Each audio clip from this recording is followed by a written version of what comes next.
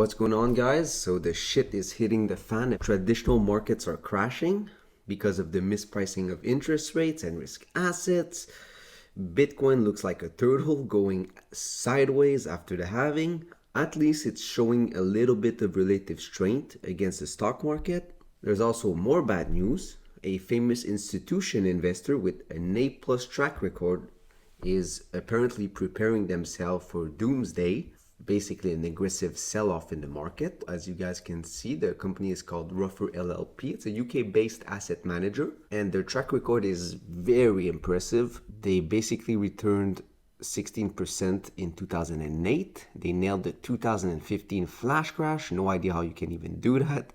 Nailed the 2018 VIX implosion, and they even nailed the 2020 COVID crash. Obviously, when you see a company like that are pretty legit, raise their cash allocation to high levels, that's not something you really want to see, especially if you're bullish on Bitcoin like, I am, and a lot of you guys watching this channel are. So we're going to dig into that. All right, so in this video, I'm going to talk about the impact that traditional markets could have on the Bitcoin price cycle.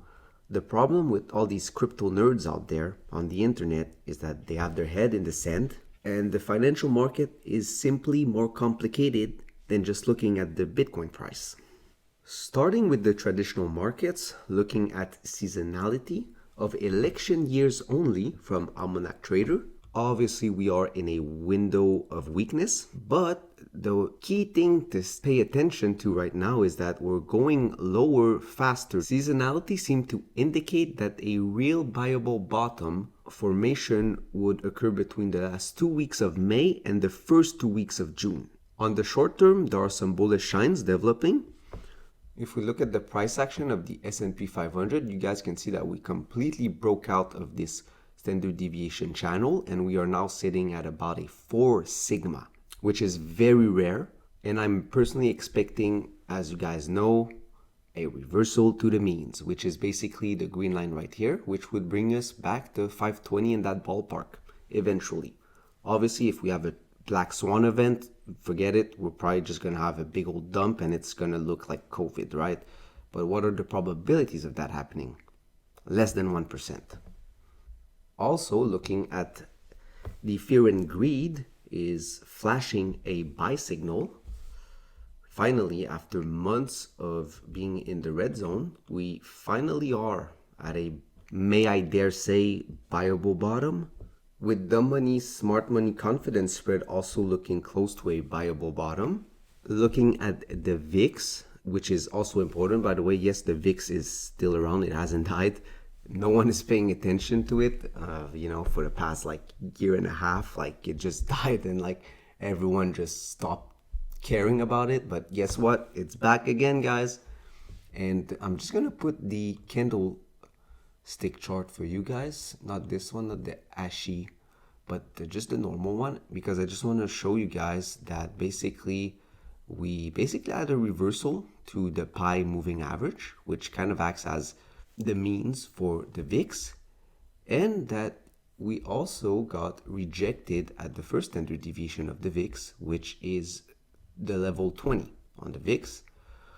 The second standard deviation on the VIX is 28. It's basically by an increment of 8 points, if you want to know, which is very important to keep an eye on, because when the shit hits the fan, my God, when we're at the second standard deviation in this ballpark, my God, that's when you want to really start aggressively buying the bottom. And then when we're here, you're going to have a reversal.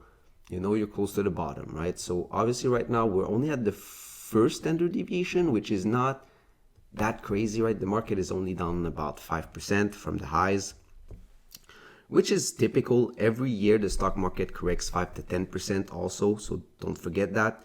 And then, obviously the news and the narrative always follows price action, guys, okay? So when the shit hits the fan, everyone tries to find an excuse to be bearish. And when prices goes up, stonks go up, well, guess what? Everyone tries to figure out a bullish way to explain why we're going up, right? Just look at the probabilities, focus on the price action, weekly trend following, your best friend, and just looking at the internals, right? Seeing when the internals are hot or cold. And that's when you want to be a contrarian and you just want to do the complete opposite of the market based on probabilities. And that's when you tend to make, life-changing returns. And that's why I started this channel, so we can kind of all go through that journey all together. Anyways, back to this. So on the short term, looking at the VIX, I'm not that excited, right? We're at 20. It's cool. We've been very low for a very long time. At least we hit the first standard deviation in a while, right? But personally, I really want that second standard deviation. It will happen again. You just got to be patient. I don't know when it's going to happen, but it will, But on the shorter term, there's a better way to see if we're about to have a reversal in the markets by looking at the VIX term structure, right? So right now, looking at it, we're very close to a reversal, right? We could, spike up a little bit, so the market could technically go down a little bit more, but we're at a very, very good level right now, as you guys can see. Put some lines for you guys so it's easier for you to spot with your eyes. We're at a good level where, a reversal to the means is highly probable in my humble opinion. Now the question we need to ask ourselves, is this going to be a dead cat bounce? So, a reversal to the means, which is the green line right here, and turn into a nasty downtrend, right? So that's really what we need to pay attention. With everyone calling for lower lows, this could end up being a short-term bottom for the stock market, in my humble opinion, based on probabilities and looking at oversold internals. And all of this was all just to tell you guys that if I'm correct on this, this should fuel the price of Bitcoin to the upside. So looking at history, we can see that the price action is very similar to the prior cycle we had. So looking at the Pi cycle top indicator, we can see that, in 2020 we had the crash. So we basically broke below the turquoise line, which is the 111 moving average of the Pi cycle. Then we regained it, right? And then we continued kind of, going up. And then what happened? We had a retest of the turquoise line and we bounced on it. And we basically stayed in this very tight accumulation phase, which is exactly what we did here, right? We had a dip below the turquoise line, then we went back up. Then again, we went back down to retest the turquoise line, right? Creating a nice little accumulation phase. And then afterwards, what happened is that we broke out of the accumulation phase to go touch the pink line.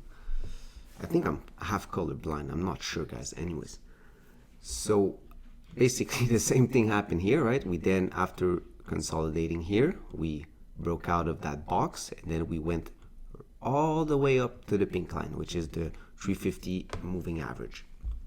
And right now, again, just like prior cycle, we got rejected. Then we created this one last accumulation pattern.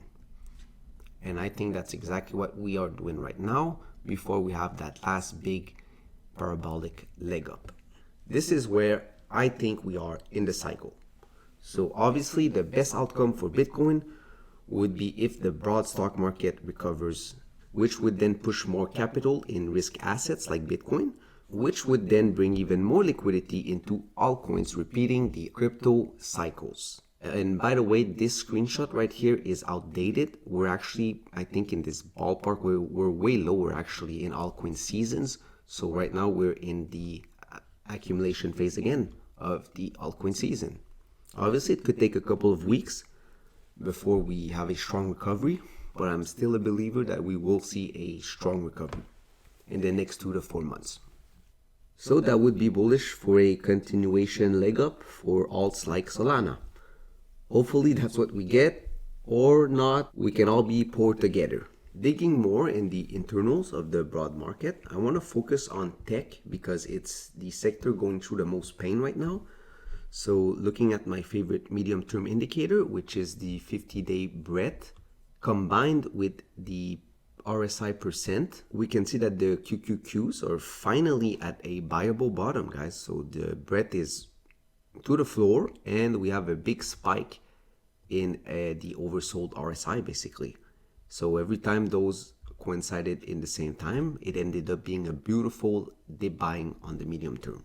Also, looking at the liquidity premium of the Nasdaq, we can also see that we are finally at a viable level right here. And this is why, a lot of people are bearish right now, right? Like I said, narrative follows price action, right? So people are trying to find excuses, saying it's going to go lower and all that stuff. In my humble opinion, we should have minimum a beautiful reversal to the means.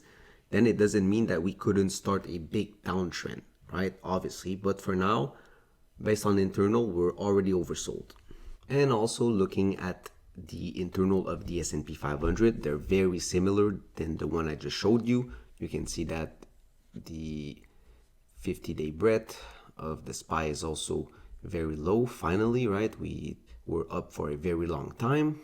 And the RSI is also picking up. Obviously, this one is a little bit stronger than the Nasdaq, so I wouldn't be surprised to see maybe the S&P 500, slightly go lower, right, to catch up with the Nasdaq. But honestly, we're very close to a nice reversal in my humble opinion.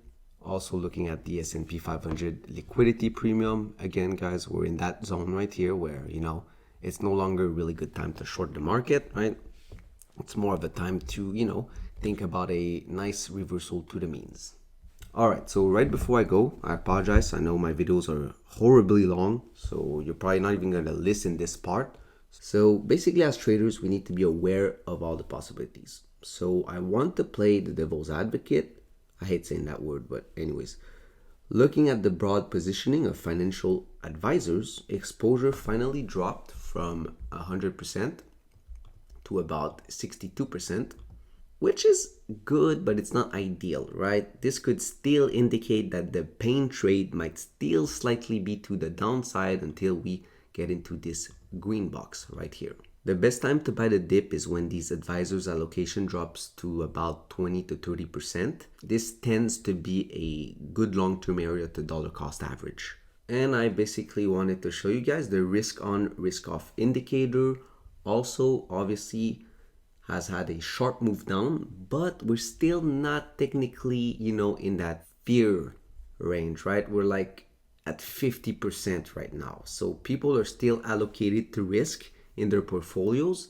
So this could also indicate that the sell-off might not be over yet, but that we're about, 50% finished and that we have another 50% left to go. So that's not good for the price of Bitcoin, obviously, and just crypto in general and altcoins. Forget it. If this happens and we don't actually have a nice bounce, honestly, forget your altcoins. Just pretend like you never bought them. All right, just pretend like you never bought altcoins. When friends and family ask you, just lie. Just say, I don't know what you're talking about, and just pretend like you never did that, because people are gonna bully you, okay? So yeah, that's pretty much it. And then maybe one last thing I can add is, give me 1 second, let me drink my tea. Anyways, none of you guys are gonna be listening to that last part, so who cares? All right, so for the 200-day moving average also, which is obviously like one of my favorite internal indicator, honestly, it kind of just helps you, buy these bigger dips, right? These bigger macro corrections in the markets that are very hard to buy, because everything goes down and you're down so much money, right?